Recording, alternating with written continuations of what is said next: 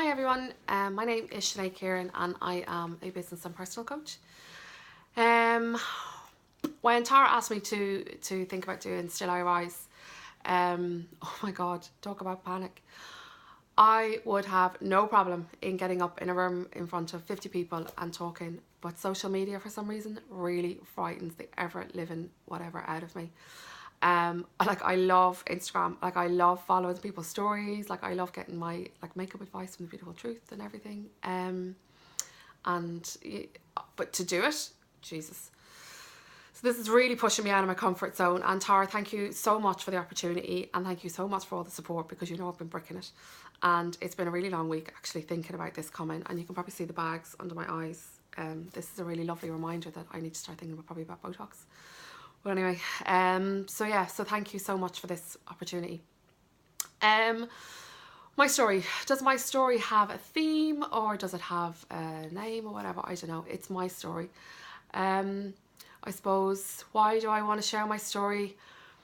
Look, if it helps someone realise that you're not on your own and that there's always ways and means, then I'm happy. If it just helps one person, that will be my job done today. Everybody has challenging times in their lives, some quite dark times, and I suppose that with support and things, you can rise. So yeah, before I start, I have to do my Oscar speech. I'd like to thank my friends, my family, but no, seriously, I actually really need to thank my family. I have an amazing family. I have the most beautiful parents, and I have the most unbelievable sisters that I could ever ask for. My brother really probably doesn't really get a look in because I have 3 sisters, but they've been amazing. They've been absolutely amazing, and they know exactly what they've done for me over the years, and I'm actually truly blessed to have them. My friends have been there for all the crazy times, and they've never left my side either, and they've done some very, very amazing things for me as well throughout my journey. So I suppose my story, look, I'll give you some background. Basically, in my 20s, I fell into a corporate job. I fell into a very well-paid, amazing job with an American company, and I learned a lot. Oh my God, did I learn. But I also, in, I suppose, achieving such success so early, I also got very lost. And I was in my late 20s. I bought my first house when I was 27 in Dublin on my own. I had cars, I had money, I had loads of things, and I was actually quite materialistic, and I was very lost. If I had have known that career coaching was a thing, God, I should have actually looked into it, because I was in the wrong place. It didn't suit me, and it wasn't really where I wanted to be. And but yeah, anyway, so I jacked it all in my late 20s, and I went travelling, and kind of trying to figure out who I was, where I was, the usual, take yourself off to Australia, Cambodia, Vietnam, all this kind of stuff, and find yourself. And I figured out that I didn't want to be in corporate. I wanted to start my own business. I didn't know how to do that or what it was, but I knew it was something I wanted to do. I also realised that I wanted to be in a relationship. I wanted to get married. I wanted to settle down and have children. And I actually wanted to be a stay-at-home mum. So I suppose to do that, we need a partner. So in the usual Sinead style, Sinead's quite organised and quite OCD-like, and always has a list for everything. So she wrote a list of what she wanted in a partner, and it was actually a real list, which is actually quite sad now that I say it. But anyway, I had this idea of what I wanted to meet, and off I went. Then about a year later, I met Brian, who was totally opposite to the list. He wasn't anything of the things on the list. But anyway, what I actually found was a beautiful person, a really, really beautiful person at his core. He was very, very good-hearted, very kind, very thoughtful, very caring, very funny actually, great sense of humour. And so it just all kind of took off And for the first couple of months, I actually couldn't believe that he actually wanted to be with me, which is actually kind of weird. It was like, this guy actually loves me for me and cares about me and wants to be with me and doesn't really care kind of what shoes I have or what car I drive or anything. It was Took me actually a couple of months to get used to it. But used to what I did anyway, and we moved in together within a year. We had everything kind of planned out. We were getting married, we were going to settle down, I was going to have the kids, obviously, and stay home, and I would start my own business then after that, and he'd continue to work, he loved his job. And that was our plan. So we got engaged. We did everything. I bought the dress. He got the suit. You know, we had the venue. We'd everything picked. We'd honeymoons all sorted, cakes, the lot. We were good to go, and it all happened so quickly. It was actually mad when I think back to it now. I was, you know, you always hear people when they say like, oh, you know, it's true. Like you just kind of, it was just everything was so easy with Brian, so easy. It was amazing. And then one day, a Tuesday, he went to work as normal, and I suppose you can kind of tell now the story is going to change dramatically. And he went to work one day and he never came home. I got a phone call to say that he actually wasn't well and that they'd called an ambulance, and they said for me to go straight to A&E, so I did, and I went to A&E. And it's so funny, it's so like the movies. You're in this corridor, and I can see the corridor, I can see the room, I can see everything. And the doctor walks towards you, and there's a nurse either side of him, and you just know it's not good news. And it wasn't good news. So Brian had died quite suddenly. And basically what happened was, he had, without going into like technical jargon and everything, he had like sudden adult death, so it's like a trigger kind of in your heart. And so yeah, he basically dropped dead. And within that like space of nanoseconds, I suppose, my world changed. My partner was dead. My husband, my future husband, was gone. The kids that we planned together, everything was gone. What happened then? I suppose the usual, the funeral directors are appointed, you know, your family arrive and are with you, and you just really go through the motions. And this is where like my family started playing unbelievable parts of my life. Like they never left my side once. I think even the dog knew, like, because even the dog wouldn't leave my side. Do you know what I mean? The dog started sleeping at the bottom of the bed and everything. But so yeah, so life changed, and I'd now gone from buying a wedding dress to buying coffins and planning funerals. So off I went, and yeah, we buried Brian, and I remember people saying to me over the funeral, God, you're so strong, you're such a strong person, Sinead, you can do this, and you know, you'll be fine, you'll come back from this, you'll meet someone else, it'll all be fine. Some of those words really stuck in my head, because I remember thinking about 6 weeks later, okay, I need to get my shit together, I need to get back to work here, and I need to start, you know, I need to move on with life, okay? So we just need to, you know, this has happened, and, you know, we just need to move on, okay? So I went back to work about 6 weeks later, and I crashed and burned. I think I lasted a week. I had the most amazing boss at the time, and I'll never forget a phone call where he rang and he said, look, don't come in here again, you know, whenever you're ready. And he said, if that's 1 day, 1 month, 1 year, he said, whenever you're ready, you come back. So I took that time and fell apart, went to bed, didn't really get out of bed. I remember lying there for like days, like, and I remember thinking, this is it, like, you know, there's just no way out of this, like.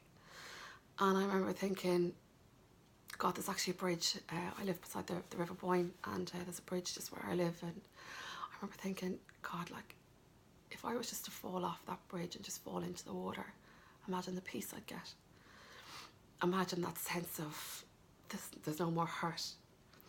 You know, the pain of Brian dying was actually like physical. It was like, oh, there's just no words to describe it. And I remember thinking very frequently of that water. And anytime I did, I always thought about my family, and I could never leave them. And it really was my family that kept me going. And I don't know if I've actually ever said that out loud, but yeah, they were the ones that kept me going and didn't that stopped me, I suppose.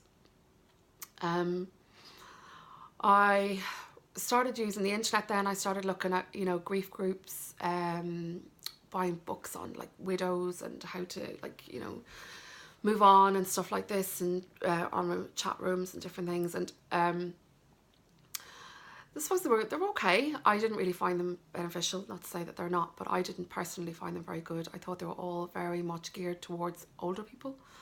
I suppose, you know, we kind of assume that these things happen to people that are in their, you know, 60s and 70s and things, and, you know, we don't become widows or lose partners so early in life. So I suppose for that, I didn't really find them that helpful. I often thought about starting a group for younger people, so maybe that's a note to self, that something I need to think about again, because I wanted to talk to someone who had been in the situation.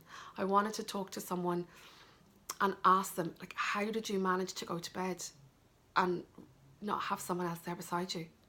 What did you do with his toothbrush? Like, did you keep it? What do you do with it? And I know these things probably sound so stupid, but like, they're real. How, you know, even simple things like putting out the bins was like, that's not my job, that's his. Now, how do I do it? I didn't know the code for the gate. I didn't know like how to pay the electricity bill. Like, your life becomes part of a unit. You're part of a partnership, and that partner is gone. So yeah, I would have really liked to talk to someone who'd gone through it, and I suppose a cousin of mine had actually gone through it, so I really leaned on her quite heavily, and she was amazing. She lost her husband also quite early on in life, when she was also 35. So this is where I'm at. I'm thinking horrible thoughts, I'm in dark places, and I suppose, how do I get out of it? I suppose you go through the natural kind of things. Just one day I decided to get out of bed. You go through the natural stages, you go through the anger, you go through, you know, denial, all that kind of stuff. I started boozing a good bit actually, and kind of partying a good bit and trying to forget about things, and again, was never on my own. There was always someone beside me, friend, family, there was always someone there. You guys have put up with a lot. My friends, two amazing friends of mine, cancelled my wedding, sold my wedding dress, sorted all that out, so I didn't have to face doing any of that. And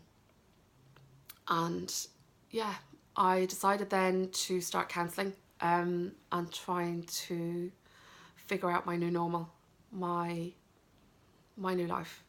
I suppose Brian was gone, and he'll never be replaced. I'll find someone as equally as special, but you know, there'll never be another Brian. And I suppose you just have to find your new normal, and counselling was amazing for that. So that's what I did. I headed off to counselling, and from there it's really been like a process of different things at different stages when I needed them. So Brian has gone nearly 6 years now. I no longer see a counsellor. I do go and see a coach though, so hence my love of coaching, my respect for coaches, and that's how I kind of fell into it. But I suppose I went back to work. I went harder at work about, you know, thinking about doing an MBA, thinking about loads of different things. And I suppose I was quite lost, and I didn't know where I was or where I wanted to go. And I remember one day sitting on the stairs, and I had to renew the car insurance, and it was such a kick. It was like, okay, Miss Kieran, so like, which box are you in? Are you 35 to 40, 45 to 50, whatever? Are you widowed, separated, single, whatever? And I remember just thinking, my life is a series of boxes now, and I just didn't even know which one to tick. Was I single? Was I married? Was I divorced? Was I widowed? Technically, none of the above. I was still, I suppose, single. And that just had so much rage in me, because I was like, does that mean that Brian didn't exist, that I didn't exist, that our relationship didn't exist? And that just set me silly. And it set me off then on this whole, like, actually, who am I? What box am I trying to tick? You know, I suppose we're programmed from when we leave school that you will leave school, you will go to college, you will get a job, you will get married, you will have children, you will buy the car, you will buy the house, you know, you will retire, you will die. You know, that's kind of the blueprint. And I just didn't know where I was anymore on this. I was so confused. So I toyed with the idea about doing an MBA, about doing some more stuff with corporate, and I started the coaching course. And this coaching course really pulled me apart and put me back together again.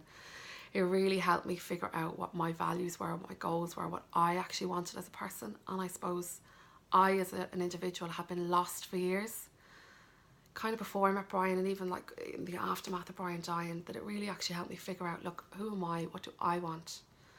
And it really helped me move forward. So hence then, I'd always wanted to start my own business, so it was only kind of natural I started a coaching business. So I suppose that's where I am today. That's how I got to here. That's kind of my story. So I suppose my theme was probably grief, I suppose. And it touches all of us in different ways at different times of our lives, and it's never easy. The person is never replaceable, but you can rise and you can find your new normal. As I said earlier, Brian is not replaceable, but I'm sure there's someone equally as special that will enter my life at some stage and be deserving of me, because I am worthy, which is something else I've learned throughout my coaching. So yeah. But I suppose Tara's going to kill me for the time. But how did I rise? I used counselling. I did some stuff with Aware. I now do some stuff with charity to make sure that I kind of give back for all the care and love that I got. So I do some stuff with Aware now. I do stuff with Irish Guide Dogs. It's important to me to kind of make sure that I get involved in those kind of things. I go to my coach once a month. Pat, you're amazing. Be lost without you. What else do I do? I journal. I'm very big into affirmations. I'm very big into keeping focused every day and reminding myself on a daily basis how lucky I am and how grateful I am to have a warm home, you know, a car, beautiful eyes that I can see and appreciate all the different things, my friends, my family, everything. So yeah, it's things like that that kind of help me rise out of a very dark time and out of, or I suppose on a daily basis then as well. I suppose we need to rise on a daily basis. But anyway, I've probably gone way over time. Tara, I'm so sorry. Thank you so much for the opportunity. Thank you for listening to me. Hopefully you didn't kind of tap the way through, you did listen. And yeah, if I managed to touch one person today, that will have made my day and made this worthwhile. And it's actually not as bad as it seems talking on social media. So I think I'm over my little fear then as well. And mind you, this is actually the second video, because the first video was just like I was bawling. We would have just seen a lot of snot and tears. So yeah, hopefully you've enjoyed. Tara, you're absolutely amazing. I'll put my link and handle and everything down the bottom if you want to follow me or whatever. And yeah, thanks so much for listening. Thank you.